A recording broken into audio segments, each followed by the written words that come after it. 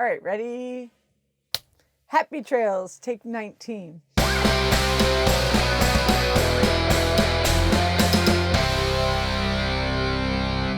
I say that I don't like to shop a lot, but recently I've been on a little bit of a tear, and I'm kind of examining that. What's it about? But what I think it's about is I had a friend kind of nail it for me last night when I was talking about that I got this item and that item and the other item, and she said, "You're just getting everything lined up." And what she meant by that is I am, in this adventure of mine, I've been really, really working on self-care in 2019 and now in 2020. And I am having a clearer and clearer vision of who I am and where I want my life to go. And it's really fun. Some people, maybe based on my writing, my loudmouth ideas, I say loudmouth lovingly, I'm not being self-deprecating. Sometimes I think people think I'm more confident than I am. And I do have some confidence, like professionally. But now what I'm working on is this internal confidence. And the sad part of the story is I had 6 friends die in a year, in very rapid succession. And some of those deaths were very sudden and unexpected. And I think that it really drove home for me that bumper sticker, this is not a dress rehearsal. I like to think that I've tried to be mindful about impermanence and the passing of time for quite a while now. But I'm telling you, the older I get, the more I'm like, oh, what am I waiting for? So maybe I'm just justifying some recent purchases.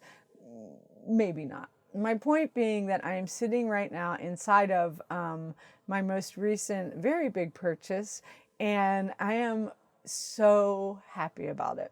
So as is the case with all of my stories, it's a long story, and I'm going to go back in time and give like the history of how I wound up sitting where I am today. And part of that goes back to 1985. I was going to school at the University of South Florida. I was dating a guy, and he was my first boyfriend ever, if you don't count the carnies that I used to roll around with under the boardwalk in South Jersey in the summers. I mean, maybe they were boyfriends, whatever. But this was my first time to try a relationship, right? I was a late bloomer, and I'm still a late bloomer. And he was fucking terrible. And I know I say that about a lot of these guys. As an aside, let me just say, I've had many really, really wonderful boyfriends, or at least not assholes. And I don't talk about them so much. Maybe we'll dedicate a whole episode to them and have them FaceTime in or something.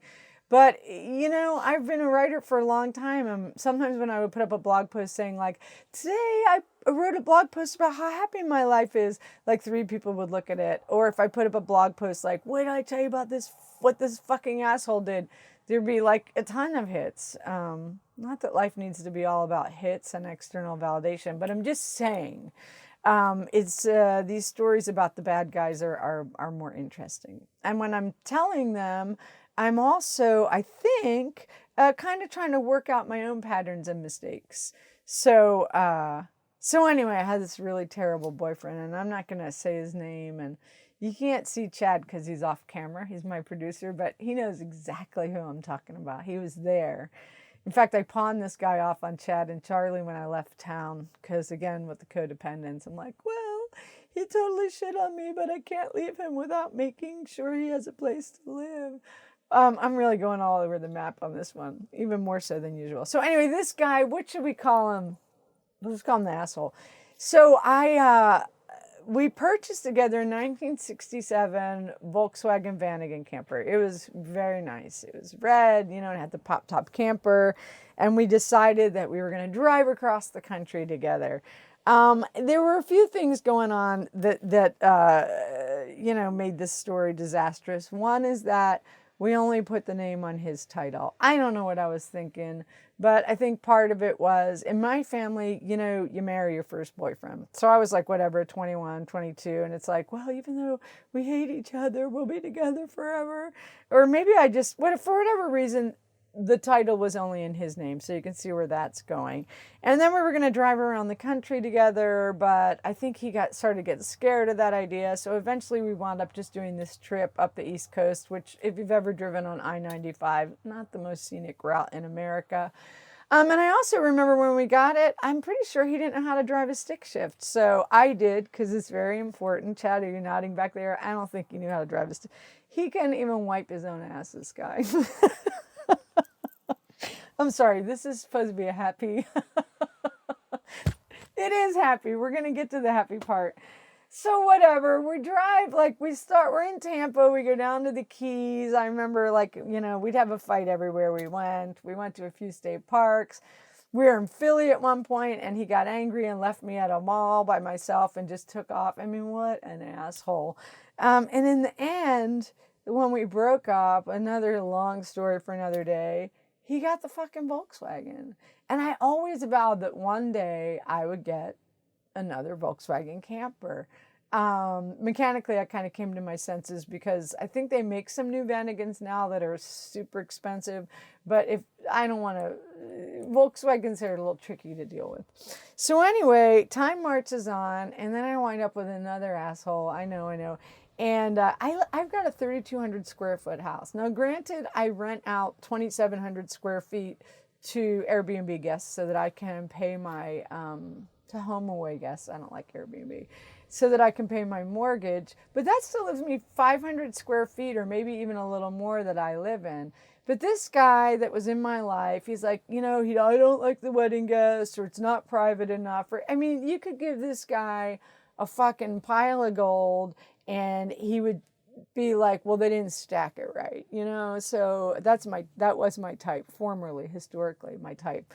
So I decided things were just terrible with him, terrible. But I, being my codependent self before I got help, was just like, well, whatever we need to do to make it work and make him happy. And at this time, a friend of mine was selling an RV, a big RV, I think it's 35 square feet. You can't see it, but I'm looking at it right now. It's right in front of me outside of this place that I'm sitting. And so we turned that into what was supposed to be like our little love nest. I think it was really a place for him to go smoke meth when I was dealing with wedding guests. But I outfitted it really nice. I put all the good quilts in there. I got some cute little plates at the Japanese dollar store.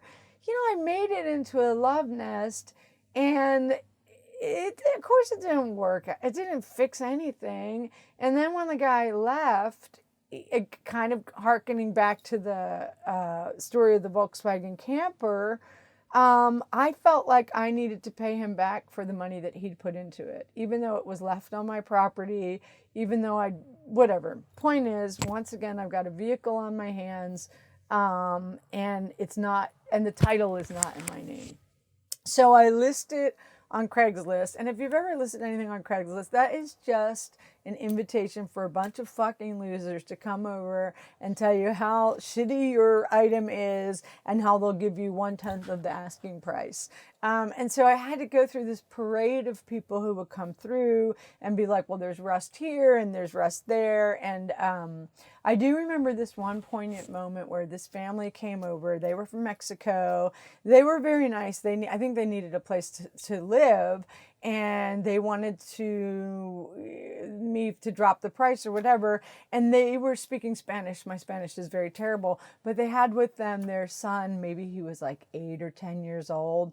And at that point, I was just so frustrated with all these people that I was dealing with.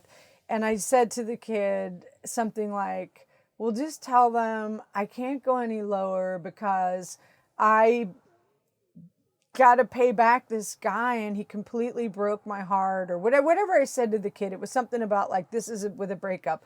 And this beautiful little boy just looked at me. He stopped the translating and he looked at me. He just said, I'm really sorry. And it was a super touching moment. Probably still not worth the investment I made in the RV.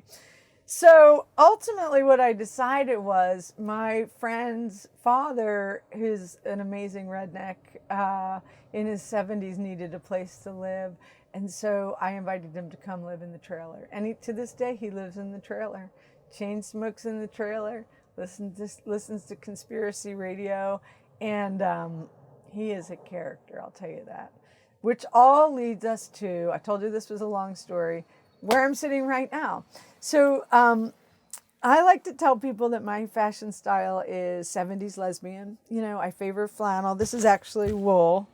You know, boots, jeans, that's my look. You can tell I have a lot of makeup on, not.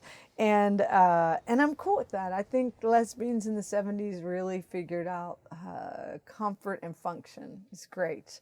And even though I have a really nice dress collection now, I still like the whole 70s lesbian thing.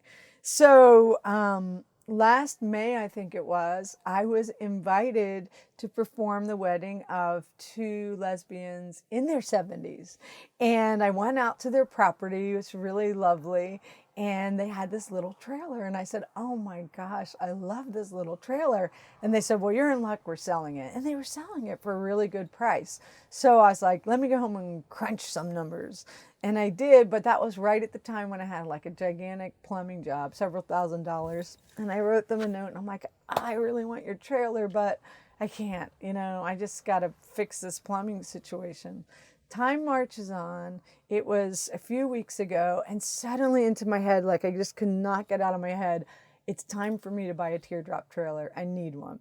So I started shopping online, looking at these trailers. They're not too bad. You can get a new Teardrop trailer like stripped down for maybe 10,000 bucks. And I thought, well, maybe I'll take a loan and buy one. And then I thought, I'm just going to check in with these women. I'm sure that trailer is long gone. So I send them a note and I say, you don't still happen to have that trailer? And they write back right away and they say, you're in luck. We're procrastinators. It's still here. Come and get it. And so a few days later, I hopped in my Toyota Tacoma. First, I had to go get a hitch put on it. And I didn't understand that once I got the hitch, then I had to get the ball hitch part to go in. I mean, I'm lacking knowledge here. But people help me. I ask questions. I get it all worked out. I drive out to their place. It's pouring rain. And I'm like, I don't know if I can drive this thing. They're like, you can do it. So they gave me a tour of the trailer and they hitched it on the back of the Tacoma and I drove it home. And it is, I still have one more payment to make on it. But look at these curtains. There's a little kitchen area and I think I'm going to fill it with books and yarn and my spinning wheel. It's a queen size bed that converts into a couch and I've got 3 dogs now and I'm about to get a 4th dog and I am going to put the dogs in the trailer and we're going to take some road trips. I think we're going to go north and east to like St. Louis and Tennessee and New Jersey and kind of trace my history of my youth. And then we'll come back to Texas for 5 minutes. And then we're going to go southwest, I think. And maybe just, I don't know, go out to California. I don't know what we're going to do. But I'm super pumped. And this trailer is so tiny. There's no room for any like fussy men or whatever. The title is going to be completely in my name. And this is, I know I talk about self-care a lot. You don't have to spend money for self-care, but sometimes you can. And I did. And just, I can't say enough about this self-care thing. And I want to just wrap up by saying that when the idea was first introduced to me, as a serious thing. I mean, I used to joke years ago, I'd be like, I'm going to do self-care and I'd go get some vegetarian sushi. I know that's an oxymoron, and go to a matinee and get a massage. And it was self-care and it felt good, but I just thought like people who use that term seriously were like, you know, I don't know, people with trust funds, spiritual white women. And then a friend of mine really encouraged me to try it, like to really try it. And all these experts who write about narcissistic abuse and stuff invited me to try it. So I tried it, and it is the most remarkable thing I've done in my life. Well, I mean, except raise my son. But it's just like, look at me, look, I'm smiling. It's so fun. I'm having so much fun. So maybe you'll see me driving down the road with my little trailer hitched up to the back of my sky blue Toyota Tacoma, and feel free to wave. I am an introvert, so just wave from a distance and I'll wave back, and know that I'm really happy. Hey y'all, thanks a lot for tuning in. I hope you'll like and subscribe to my channel. And if you like this episode, I hope that you'll copy this link, share it with a friend, paint it on a wall, put it on your social media. That'd be great. Thanks a million. Take it easy.